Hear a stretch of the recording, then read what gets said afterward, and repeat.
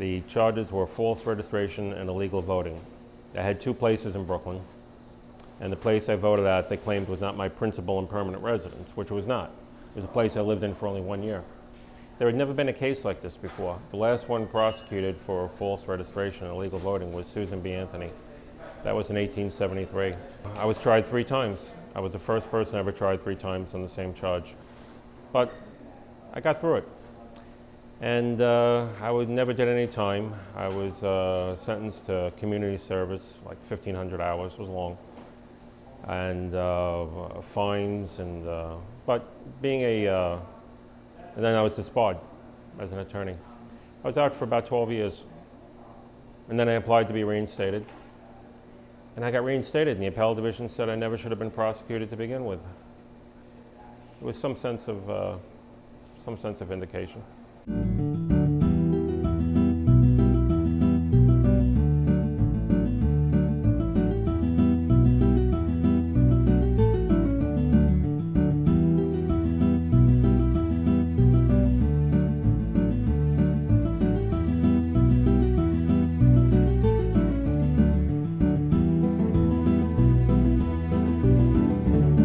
He was a larger-than-life character. Judge Phillips was a unique person. He was the first black man admitted to the Montana State Bar. He owned 12 apartment buildings and 2 movie theaters. The Slave Theater was really in Bed-Stuy. We were planning to run him in 2001. And then all of a sudden, his utilities got shut off. He couldn't figure out why. Goes to the bank.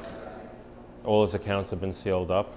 Turns out what happened was 1 year before the election, Hynes started what's called an ex parte proceeding, meaning he didn't know about it. A proceeding, and they had a guardian appointed. Hynes had his former chief of staff appointed as Judge Phillips' guardian.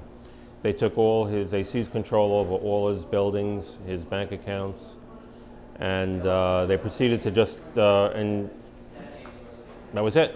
He was broke. He was broke. And he fought it for years. They confined him to a facility that was a nursing home. We fought it, trying to get him out, and he died there. They wouldn't give him his medication, they wouldn't give him a diabetic menu, and then in the end his apartment had no heat, and he froze to death. And I was so angry.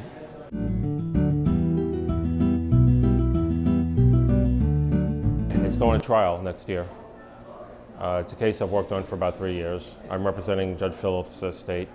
All Judge Phillips' properties were sold in unpublished auctions, and the guardians just took the money. It's gone. He died homeless and broke, and then they never filed a tax return. $2 million in taxes were levied against his estate. It's just incredible. I mean, I have the court papers. I mean, he started the action. There was a court proceeding. He said Phillips was a victim of a crime. Potentially the victim of a crime. There was no crime. 7 years later, after all his buildings were taken by the guardians, the DA's office finally came to court and said there was no crime.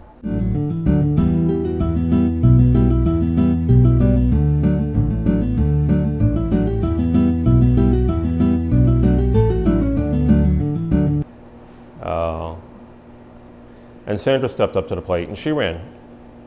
And then 30 days after she announced she was running, Hynes started investigating her and prosecuted her and put her on trial on some trumped-up charge, which was later dropped. But she went through a trial, there was a hung jury, then they didn't try her a second time. It was becoming too much bad press for him. But, you know, it's not that Hynes locks up all his opponents, just the black ones.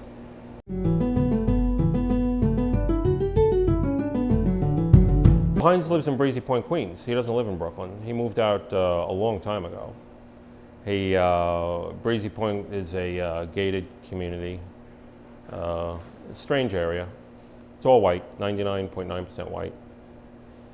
They just started letting Italians in about 20 years ago. It's all Irish. And that's where he lives. And I think that says something about somebody. I mean, I think we should have a Brooklyn D.A. that lives in Brooklyn. He's registered to vote from an apartment on Oliver Street. He used to be registered to vote from the municipal building.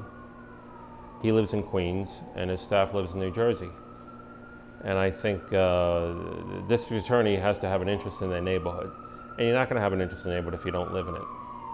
The prosecutor who handled all 3 trials against me, like this was his main case, he's supposed to be a New York resident if you're an assistant district attorney, and he lives in Montclair, New Jersey. So ironically, the guy who spent his life pursuing these charges on my residency was in violation of the residency himself. It's kind of odd, a touch of irony.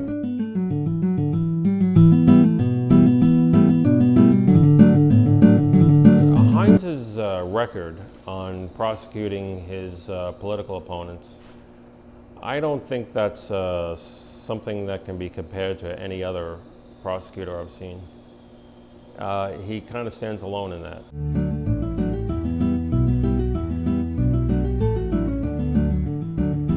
Nobody investigates a prosecutor. There's no oversight. There is nobody to go to.